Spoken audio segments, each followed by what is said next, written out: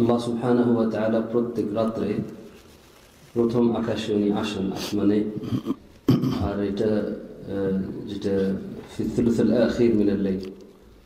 কিন্তু পুরো দুনিয়াতে তো এটা সময়টা তো থাকে সব সময়, তো এটা কিছু আমাকে বুঝাবেন কেমনভাবে আল্লাহ সুবহানাহু ওয়া তাআলা শেষ রাতে উনি আসেন এবং মানুষদেরকে ডাকতেন।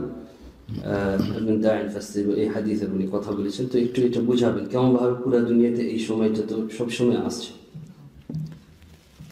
প্রশ্ন আমি আরো স্পষ্ট করি যে হাদিসে রয়েছে ইয়ানজিলু রব্বুনা তাবারাকা ওয়া তাআলা কুল্লা লাইল ইলা সামাইদ দুনিয়া, আমাদের রব আল্লাহ তাবারাকা ওয়া তাআলা প্রত্যেক রাতে প্রথম আকাশে নিকটবর্তী আকাশে নেমে আসে হিনা ইয়াবকাল সুলুসুল লাইলুল আখির, যখন শেষ তৃতীয় অংশ অবশিষ্ট থাকে।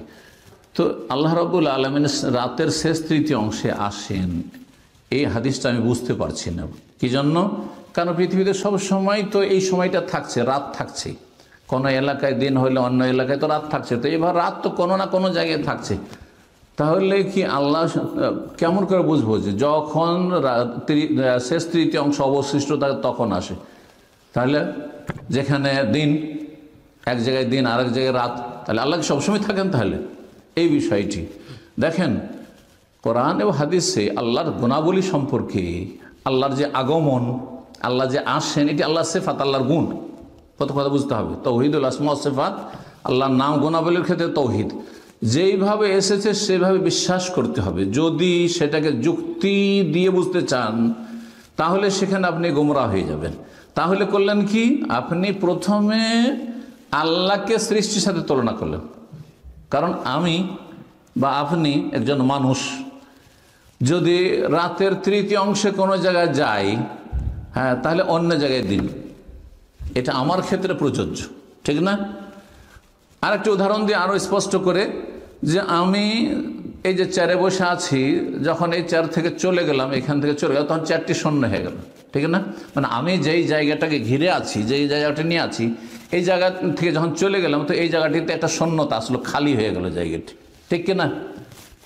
এখন এইভাবে কি আল্লাহর গুণাবলীগুলি বুঝবেন? আল্লাহর গুণাবলীগুলি যদি এরকম করে বুঝেন, তাহলে আল্লাহ যখন তার আরশের ওপর থেকে, সৃষ্টির ঊর্ধ্বে তার আরশের ওপরে আছেন, তো সেখান থেকে যখন প্রথম আকাশে চলে আসলেন, তাহলে কি বলবেন? তো ওইভাবে বলবেন? তাহলে ওই জায়গা খালি নাকি?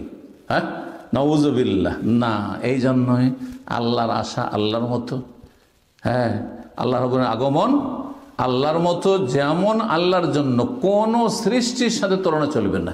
আপনার প্রশ্ন জেগেছেই তখন যখন আপনি সৃষ্টির সাথে তুলনা করেছেন, যে এটা কেমন করে হয়।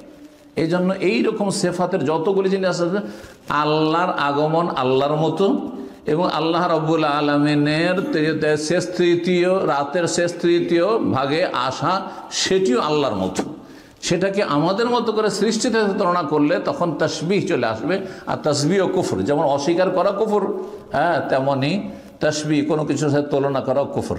এই কুফরি থেকে বাঁচতে হবে। দুই দিকে কিন্তু গর্ত আছে, আর মাঝখানে হচ্ছে আহলে সুন্নাত ওয়াল জামাতের আকীদা, যে আল্লাহ সম্পর্কে আল্লাহ যা বলেছেন, তার রাসূল যা বলেছেন আমরা বিশ্বাস করব। কিভাবে কেমন করে হয় ওইটা আল্লাহ ভালো জানেন।